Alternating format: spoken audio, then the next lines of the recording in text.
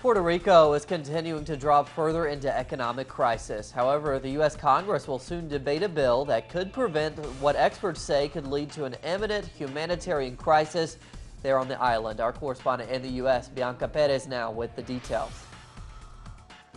On Wednesday morning, New York Senator Charles Schumer and Connecticut Senator Richard Blumenthal announced a bill that, if passed, would allow Puerto Rico's municipal agencies and municipalities to declare bankruptcy.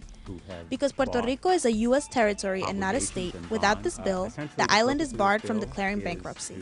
We are proposing is that those public corporations and municipalities in Puerto Rico be given the same access to Chapter 9 as any similar entities in the United States. This group of 12 senators now has the task of convincing the rest of Congress that the current situation in Puerto Rico is a ticking time bomb. We have to provide them with the ability to restructure some of their debt through the bankruptcy process.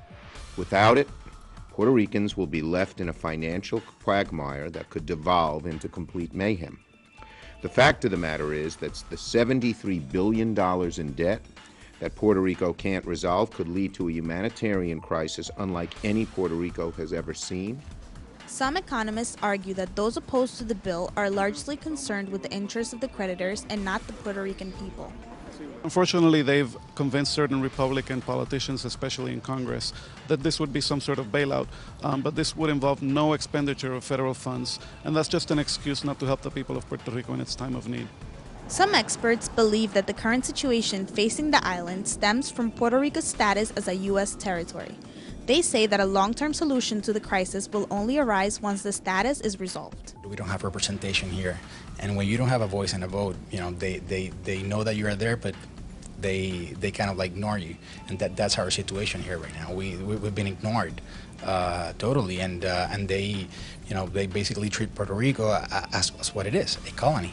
It's a shameful situation. If the bill is passed by Congress, it could help the municipal agencies on the island restructure more than $20 billion, the portion of the debt that they currently hold. Bianca Perez, Telesur, Washington, D.C.